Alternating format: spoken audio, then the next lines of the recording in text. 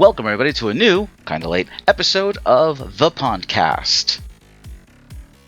Today's episode, 7-star Charizard Raid Battle Strategies. I'm your host Draco, and we're gonna get right on into it. So in under 24 hours, we plan on taking on the legendary Charizard in a first ever 7-star raid for Pokémon Scarlet and Pokémon Violet.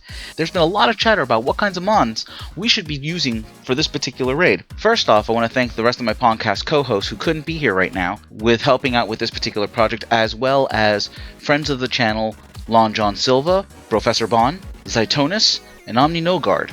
So to understand the kind of raid that we're going to be dealing with, we need to take a look at Charizard in itself. Charizard is a Gen 1 Pokemon and happens to be my number 1 Pokemon. Charizard has base stats of 534, with its highest attack being Special Attack, seconded only by its speed. But we also have to take into account the fact that Charizard's physical attack is at an 84, being the fact that half of the movesets that it can have during this raid are physical, which include Steel types to defend against Fairy types. During our conversations throughout the week, we have all come to the agreement that Charizard will be sporting boosted stats, which most likely means that it will have maximum stats in its special attack. We also considered the fact that it may also be utilizing its hidden ability of Solar Power. Solar Power activates within sunlight and boosts the Pokemon's special attack power by 50%. However, the caveat is that they will lose 1/8 hit points per turn. However, we do feel that this might be modified for this particular raid, and we will not see the same amount of chipped hit point damage during this. One of the things that we do want to take into account when it comes to Charizard is the typings that we're going to be dealing with. Already we have fire and flying types, but we will also be dealing with stab damage of dragon typing as well. And Charizard does have moves to complement all these 3 typings, including Air Slash with its chance to flinch, Hurricane with its chance to confuse, and Dragon Pulse normally, as well as Terra Blast. This being said, there are 6 typings that we definitely want to avoid bringing into this matchup. Fighting, Bug, Steel, Grass, Ice, and Dragon typing, 2 of which would be super effective against this particular Charizard. Another thing to take note is, based off of Eevee raids that we just did, we observed Eevee using 6 different moves, that 2 of which were not on its profile when we caught it. We can safely assume that 6 of Charizard's moves can be easily garnered, and with such a large move pool, it will have contingencies for many of the typings that we may be thinking of bringing along. It definitely does have Steel typing to fight off against its 3rd weakness, which is the Fairy typing. However, it only has 2 moves, and these are both physical moves. So if we are going to be using any kind of Fairy typings, we do want to make sure that they are going to be physically defensive against this. Moving into our battle builds, we're going to start off with 2 of the common ones that everyone has been talking about, and then move into some of the more unorthodox ones that perhaps may also be beneficial to bring to this raid. One of the first Pokemon we're going to be talking about is Azumarill, with the Citrus Berry utilizing the ability Huge Power. Azumarill's typing is Water Fairy, which would resist fire and be completely immune to Charizard's Dragon moves. The Terra typing for this would be Fairy to continue on with immunity, and the build behind this would be to use Belly Drum to maximize your attack power, proccing the Citrus Berry to heal you up 25% of your hit points, and utilizing into Play Rough for maximum damage on the 2nd turn. Something of note is that Rain Dance and Misty Terrain are also part of Azumarill's potential moves that it can learn. Rain Dance could be used to minimize the fire damage that Charizard would inevitably be dishing out, as well as Misty Terrain would also minimize the damage of the dragon attacks that we know Charizard will be using, as well as it would prevent any status conditions from being applied to the raiders. The build setup behind this particular concept would most likely be dumping all EVs into the attack stat for that maximum amount of damage, and into hit points to make sure that Azumarill can stay in the fight after using Belly Drum. The next Pokemon that people have been speaking about has been the Gen 9 Darkspun. Darkspun has the new ability Well-Baked Body. This ability prevents any damage done by fire attacks, as well as being Fairy type. The build behind this would be utilizing the Expert Belt, Play Rough, possibly Draining Kiss, but also can be used to set Misty Terrain, and this Pokemon can use the move Howl, which boosts the attack stat of the user as well as all allies. This plays very well into the Play Rough strategy that people might be using. The thought behind this would be to make it fast and hit hard, so utilizing EVs into the attack stat and the speed stat would most likely be the crucial aspect to be using in this particular battle. Our next Pokemon is unique to Generation 9, specifically Pokemon Scarlet. The Pokemon Fluttermane, with an amazing stats in Special Attack, Special Defense, and Speed, which sports the ability Photosynthesis. This ability boosts the Pokemon's best stats by 50%. The triggers for this particular ability are either Sunny Day or Booster Energy. However, Sunny Day is out of the question, being the fact that we are dealing with a Fire-type Pokemon and most likely will have its hidden ability, and with that, we've given it the moves Draining Kiss and Moonblast to capitalize on its impressive special attack stat, as well as giving it Calm Mind to boost those stats even further, and it can also set the Misty Terrain. We've given it the Fairy Terra typing in order to help maximize the damage dealt. The EV spread on this would of course be putting as much as we can into the special attack, but also increasing its physical defense, given that it is very weak, and we wanted to protect against any potential steel moves that Charizard may use. The following Pokemon is a tried and true Gen 8 favorite, Grimmsnarl. We feel that the ability Prankster may play a part in this, so we've given that ability to our Grimmsnarl.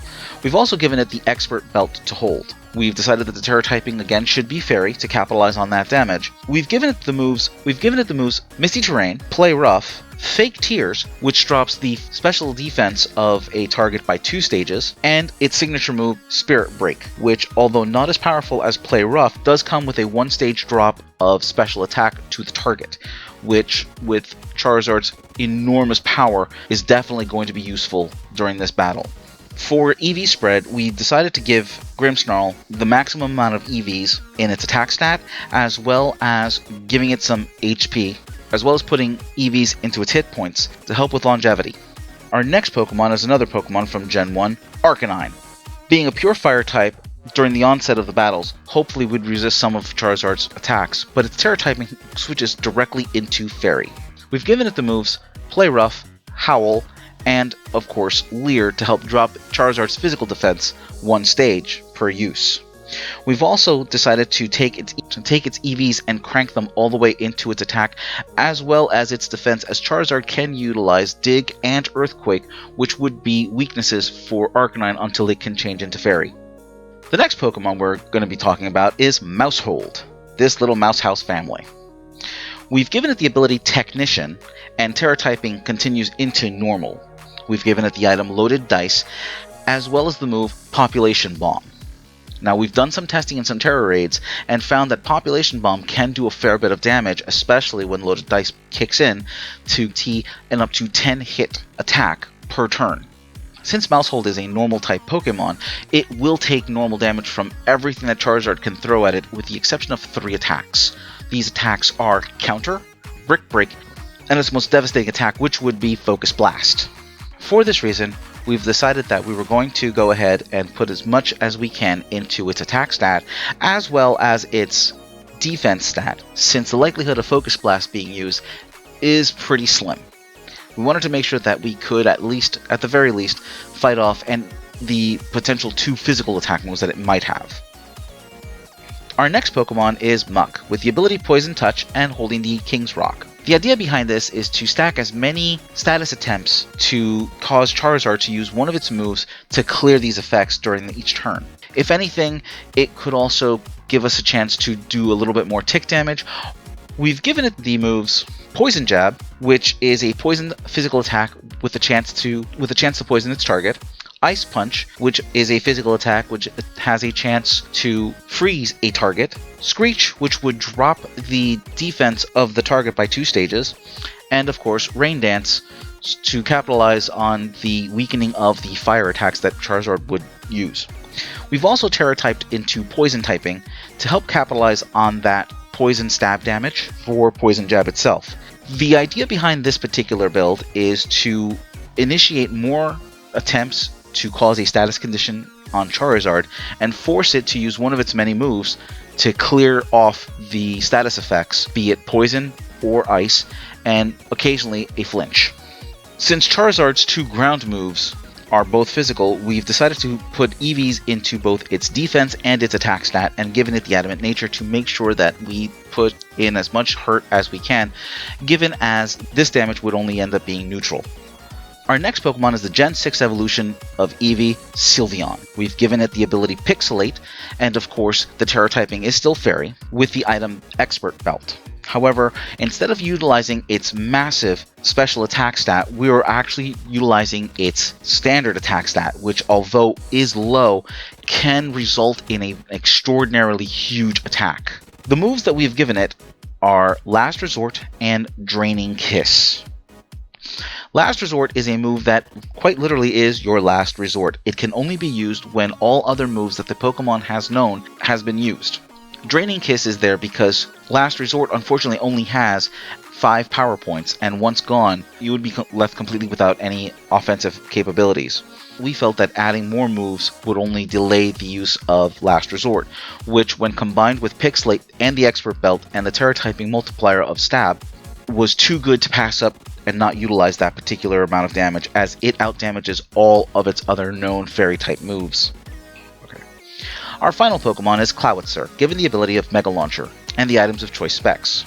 The only move of concern would be the move Dragon Pulse, which sports a 60 damage, Dragon typing, and we've given Clawitzer the Terra typing of Dragon to boost the damage that Dragon Pulse would be done.